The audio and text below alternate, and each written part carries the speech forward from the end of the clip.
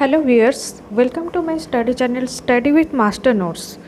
Today I will discuss adapting materials for the English classroom, which is a short notes of 2020 September examination of IGNOU City 3, that is teaching strategy. So here I will describe the adapting materials for the English classroom. Here, adapting materials for the English classroom. At first, evaluation of materials is an important professional activity of the teacher at their own level. So, evaluation by whosoever is involved in the process leads to adoption of materials. So, how we evaluate in the English classroom that leads to adoption of materials. Okay. So, the fact of adoption by no means guarantees the ultimate success in the use of materials. Whether the teacher succeeds in adopting materials or not, it depends upon its experience on the classroom. Okay.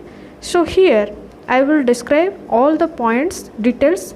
Please keep your notebook and pen with you so that when I am highlighting the points, please take a note so that you get full clarification of the answer.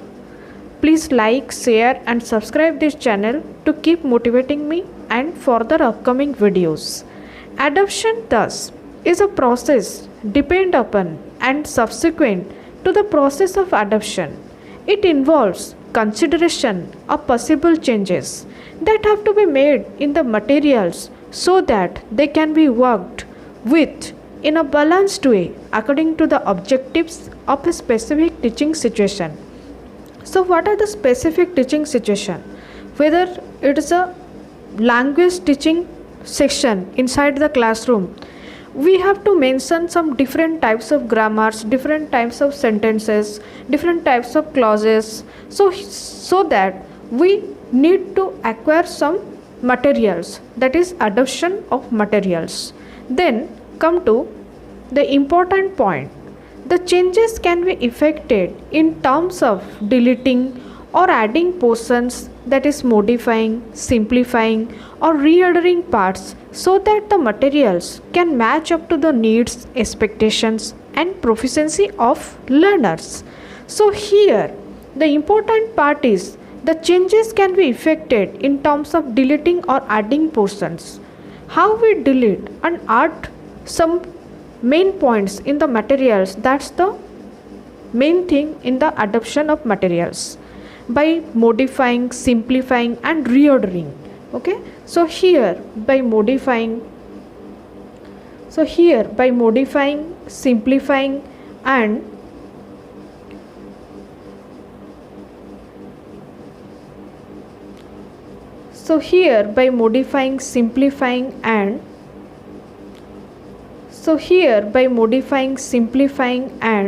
reordering parts so that the materials can match up to the needs, expectation and proficiency level of learners. So here needs, expectation, proficiency and level of learners which I have highlighted. Please note down your points in your notebook. So here deleting portions by modifying, simplifying and reordering is the main point. Then come to next point.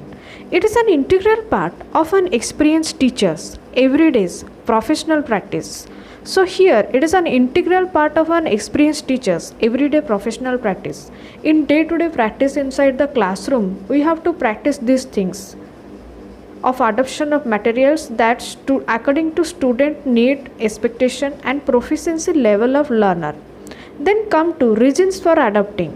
Okay, then come to reasons for adopting. So what are the reasons for adopting? Example, a reading passage containing too many new and different vocabulary items. Select a small number of new words and explain each of them. Teach as many new words as you can. There is no grammar or plenty of it at the end of a lesson. Some grammar points have not been adequately exemplified. Here there is no grammar or plenty of it at the end of a lesson. Some grammar points of it at the end of a lesson. some grammar points have not been adequately exemplified. So we have to exemplify the grammar rules and grammar structure inside the classroom. That's why we need adoption of materials. Then come to next point. Here comprehension questions plays a important role. While comprehension questions are too simple or too few, and the ones give test only factual comprehension without real understanding. So we have to make in our classroom real understanding. Okay, so we have to make in our classroom real understanding. That is, real understanding plays a important role inside the classroom. Okay, so here the subject matter plays an important role. Here the subject matter also plays an important role. See, the subject matter here plays an important role. Of some progress is inappropriate to the intellectual level of the group. Hence these passages should be modified. Some changes can be made by personalizing, individualizing and localizing the content. Whereas I have highlighted in the yellow mark, that is personalizing, individualizing and localizing of the content. So what do you mean by personalizing? So personalizing the content refers to increasing its relevance in relation to the learner's interest and educational needs. Whereas this personalizing means the content refers to increasing its relevance in relation to learner's interest. So here learner's interest is the major part in adoption of materials and educational need also. So here educational need also there. So that we, according to learners interest and educational needs, we need to adopt some materials inside English classroom.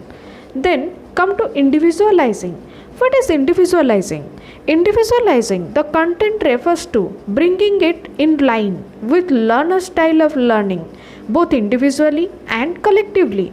So here individualizing the content refers to bringing it with the learner style of learning, both individually and collectively. So inside classroom we take in account in which method we teach English.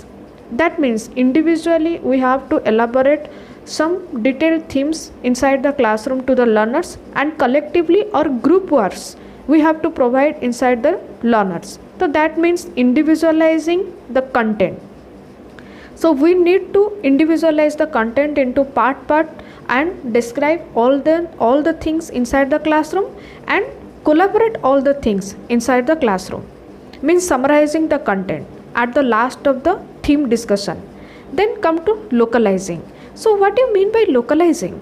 Localizing the content implies lending it a touch of local color or making it appear familiar in relation to the cultural as well as geographical features of the region.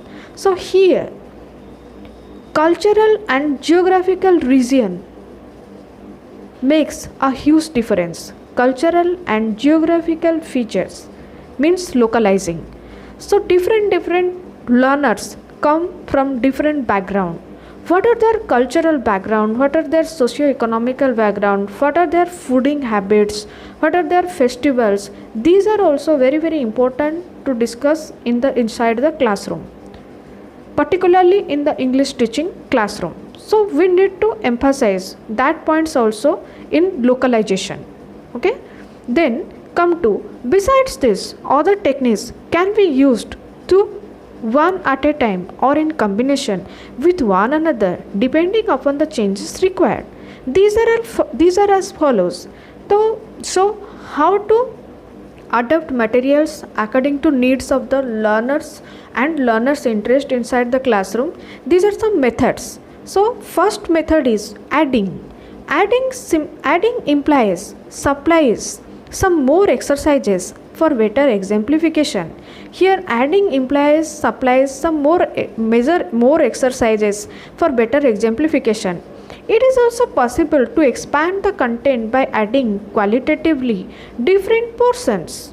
Okay, so qualitatively different portions here carries a major role in adding qualitatively different portions. Adding plays a very important role. We need to adapt some qualitative different types of contents inside the classroom. So these are all about adding. Then come to next point.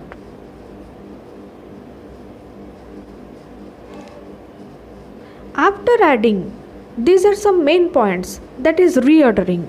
Reordering means reworking of a course book by changing the sequence of its units or changing the sequence of presentation within a single unit, limited reordering within a single unit. If not, through the whole book may be tried as an experimental activity. Okay, so here reordering means reworking. Okay, so here reordering means reworking.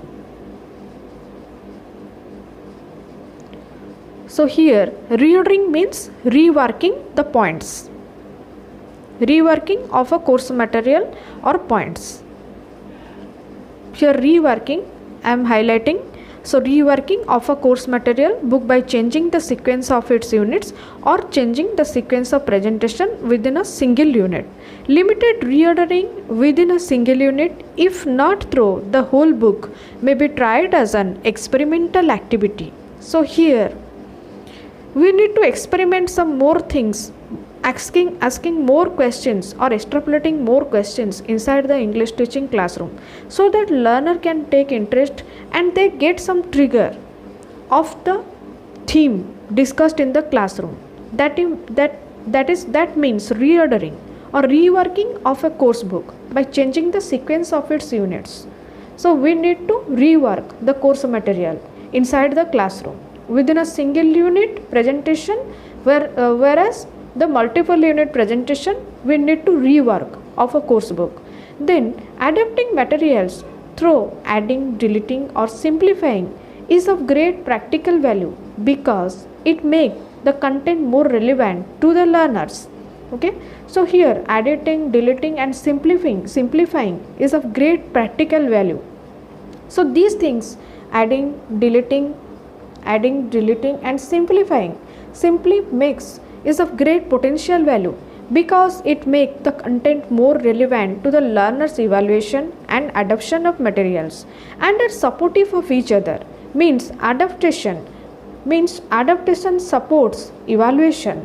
Again, evaluation supports adaptation. So here evaluation and adoption of materials are supportive of each other and both develop from an understanding of features of the syllabus and the organizational principle of materials. So here both support each other and develop from an understanding of the features of the syllabus and the organizational principle of materials. Syllabus and the organizational principle of materials. So these are all about adoption of materials inside the English teaching classroom.